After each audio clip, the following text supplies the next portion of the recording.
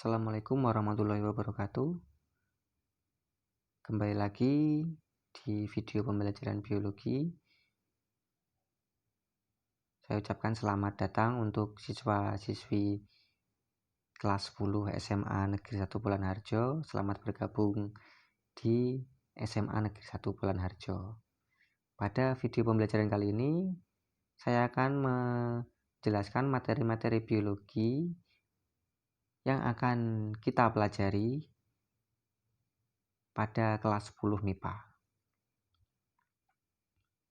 Yang pertama, mengenal biologi sebagai ilmu atau ruang lingkup biologi. Biologi diartikan sebagai ilmu yang mempelajari tentang segala sesuatu yang berhubungan dengan makhluk hidup, baik hewan, tumbuhan, ataupun manusia. Ilmu biologi memiliki banyak sekali cabang ilmu, seperti ilmu pengetahuan yang lainnya. Ini ada kajian materi yang akan kita pelajari di bab ruang lingkup biologi. Yang pertama, biologi sebagai ilmu. Yang kedua, biologi sebagai objek dan persoalan biologi. Cabang-cabang biologi, manfaat mempelajari biologi dan bahayanya. Jadi, materi-materi tersebut kita akan pelajari di pertemuan selanjutnya. Klasifikasi makhluk hidup. Sistem dari klasifikasi yaitu sistem yang dapat mempermudah kita untuk mempelajari atau mengenali makhluk hidup. Jadi agar mudah untuk mengenali sesuatu makhluk hidup yang kita temukan, perlunya klasifikasi makhluk hidup. Artinya, kegiatan mengklasifikasikan itu adalah mengelompokkan makhluk hidup menjadi golongan atau unit yang lebih kecil. Ini adalah contoh dari klasifikasi makhluk hidup, yaitu ada ordo, family, genus, spesies, filum, dan kingdom. Nah, semua ini akan kita pelajari di pertemuan-pertemuan selanjutnya.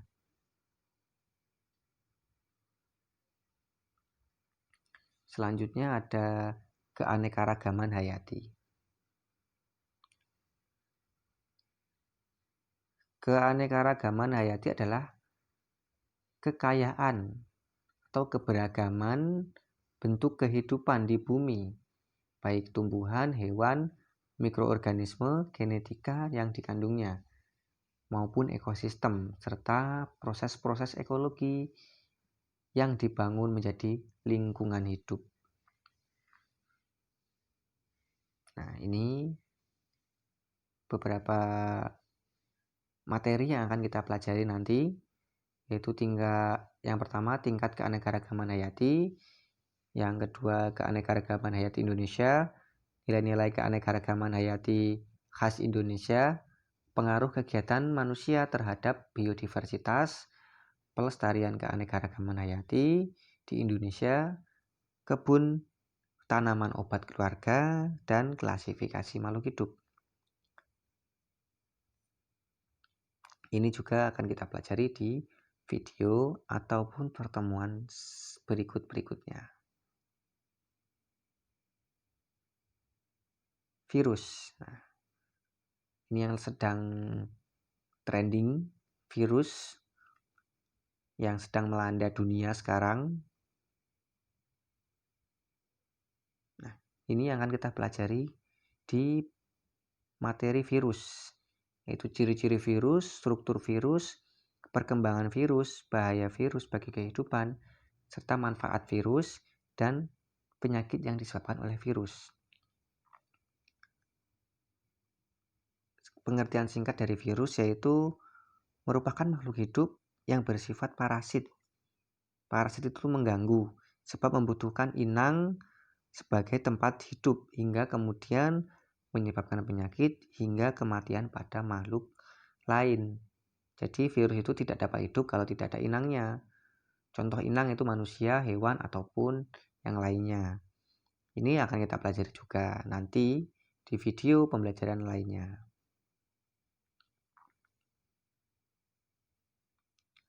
kingdom atau Monera atau Kingdom Monera. Nah, inilah gambar contoh dari Monera.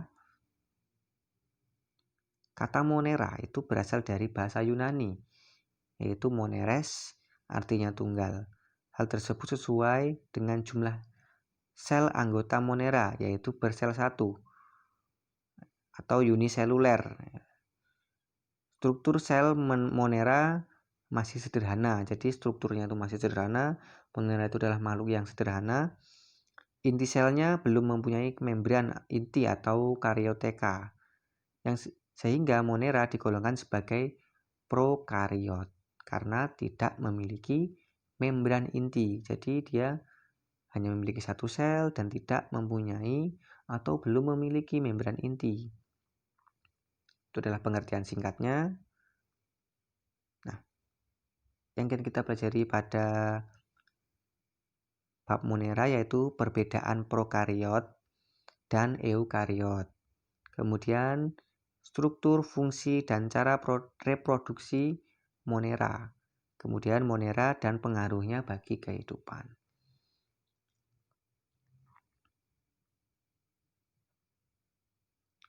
Selanjutnya mengenal protista. Ini adalah gambar contoh dari protista ya.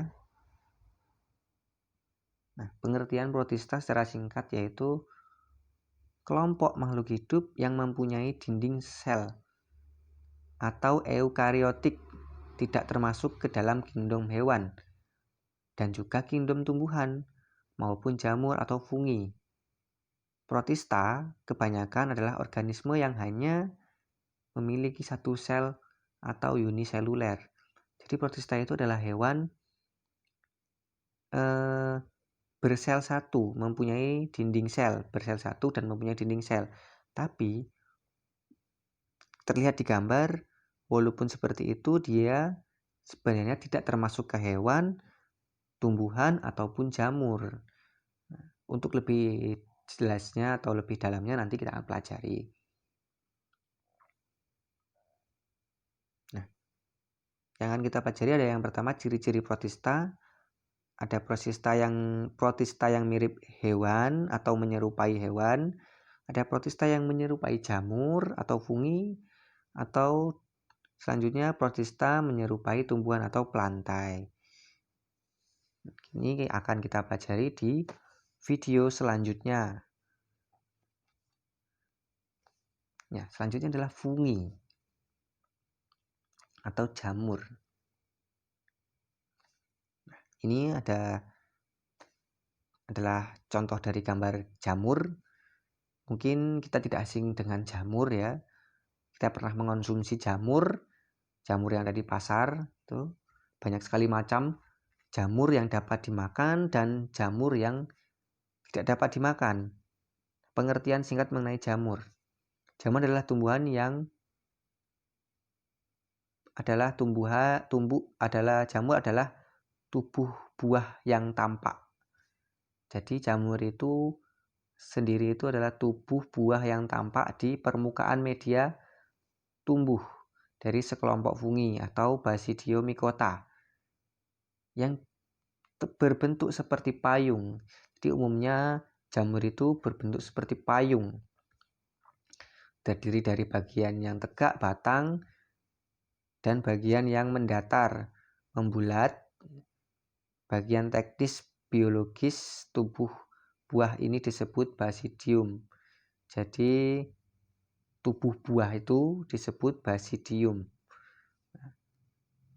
Ada banyak sekali jenis-jenis jamur yang mungkin kita pernah menemukan atau pernah melihat ataupun bahkan yang asing sekalipun kita akan pelajari nanti pada materi fungi, serta kita akan pelajari materi fungi atau jamur yang dapat dimakan dan tidak dapat dimakan, serta manfaat-manfaatnya dan juga bahaya-bahaya dari jamur. Itu tadi adalah beberapa materi yang akan kita pelajari pada semester 1 kelas 10 MIPA. Untuk video-video pembelajaran setiap babnya akan diupload di YouTube channel ini. Maka dari itu jangan lupa like, komen, dan subscribe. Kemudian hidupkan lonceng notifikasinya agar tidak ketinggalan video pembelajaran berikutnya. Wassalamualaikum warahmatullahi wabarakatuh.